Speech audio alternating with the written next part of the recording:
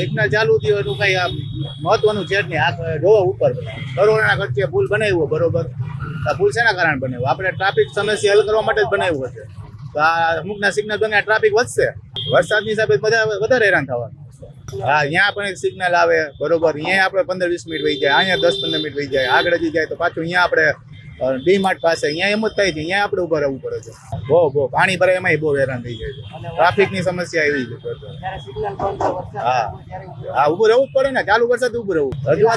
રજૂઆત એમ કે આપણે સ્માર્ટ સિટી કહીએ છીએ બરોબર, રાજકોટ સ્માર્ટ સિટી, એ રીતના આપણે કરો, પ્રોજેક્ટ કરો, વ્યવસ્થિત કરો બધું. આપણે આવડે કરોડોના ખર્ચે પુલ બનાવ્યા છે, સિગ્નલ તમે શું કામ કરો છો? આ સિગ્નલની જરૂર જ નથી પેલું.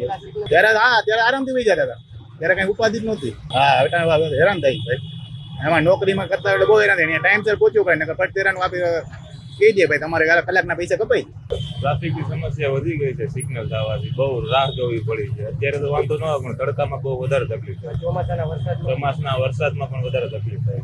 બંધ હતા ત્યારે વધારે તકલીફ નથી થતી, અત્યારે થોડીક વધી ગઈ છે, ટ્રાફિક વધી ગઈ છે. એમ લાંબે ટાઈમ સુધી ટ્રાફિક વરસાદનું પલળવું પણ